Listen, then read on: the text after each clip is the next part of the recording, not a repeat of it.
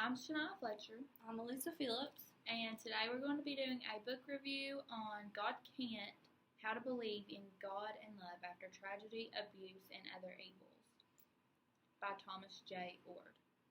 This book was published in 2019, and Thomas Oord is a very credited author. He's known for his contributions to research on love, science, and religion, and he teaches institutions around the globe. This book is about Thomas J. Oord telling multiple stories that have tragedy and abuse and Suicide. evil in them, And how God works to help heal those people.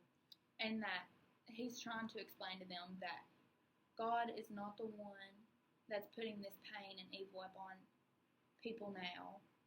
God can't stop the pain and evil. He is actually there hurting with you instead of him putting this pain and tragedy onto you. I think a lot of times people think of when they're going through hardships like it's a punishment from God, when And it's the opposite of that. 5 key points that this book shows and wants us to know about is that one is God can't prevent evil. Which means God can't stop all the evil that happens in the world. That's not him. That's not his doing. That's the devil. God feels our pain. When we hurt, God hurts. God works to heal.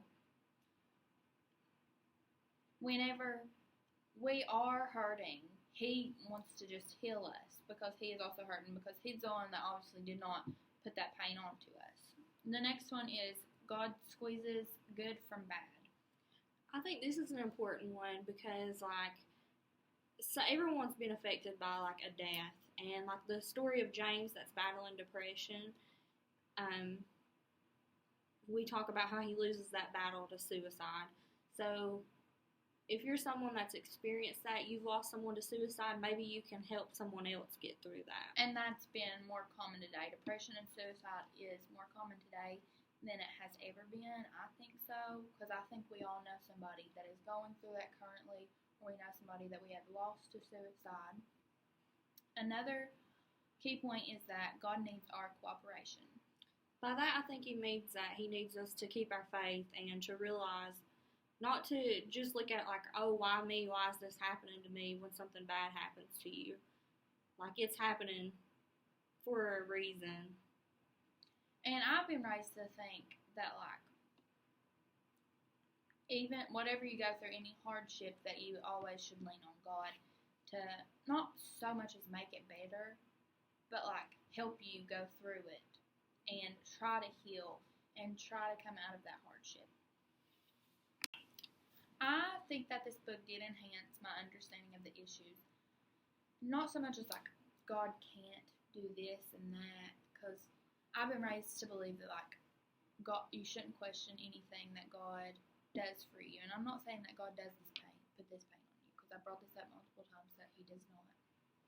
But I think it enhanced my understanding of what God's role is when all these tragedies happen.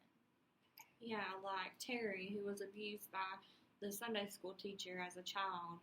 I think that's something pretty hard to deal with. You wonder, why that abuse happened to you, or why you lost your child, or why you lost a loved one.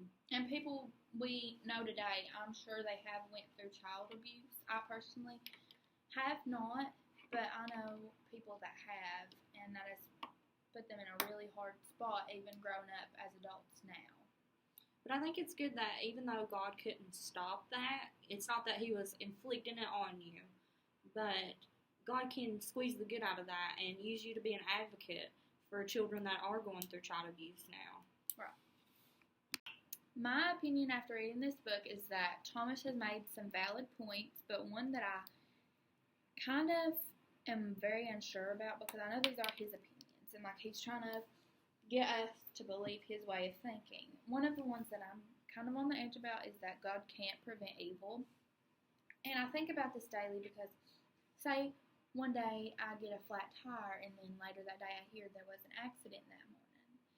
In my head, And in my heart, I believe that God gave me the flat tire, or something happened to get me that flat tire, so I wouldn't have been the one that wrecked. But then I questioned myself because someone else got in that accident. And, like, what was their point of view of that? Yeah, I agree with this point that God squeezes good from bad. Because, like I said previously, I think that I feel like everything happens for a reason. And at that time, you think that it's something bad happening to you. You don't understand why it's happening. But usually later on down the road, you see why it happened. And you're using that hurt to help someone else. Overall, I would recommend this book, but only to certain people that I think believe the same way that I do. I personally enjoyed this book. Like, I like a book that tells stories from points of view of different people. And I think it was very relatable because I know people that have gone through some of the same stuff. And I think that it could help them through it. Yeah, that's how I feel about the book. Like, I feel like it helped me understand more. Like, it's good to know that I'm not the only person that questions these things. And I'm glad that I had something more to help me understand how to get through it and why it's happening the way it is. But I really don't understand why it's titled that God can't. But you know, that's Thomas Taylor. It definitely gets your attention. But I do think that, personally, I would recommend a different title because that could deter like a lot of readers from getting the book. Some people off, and it would stop a lot of people from getting it. They would think that you're like listing all the negative. God. Yeah. And that they won't think you're even a believer at all until, well, the subtitle kind of gives it away that you should. You know, how to believe. Yeah. But, yeah, overall, I think that it's a good book to read. It can help people struggling. It can help you to learn to keep that faith. If you've had the same sequences happen in your life before, if you're reading it later, I think it's a good book. Yeah. Thank you.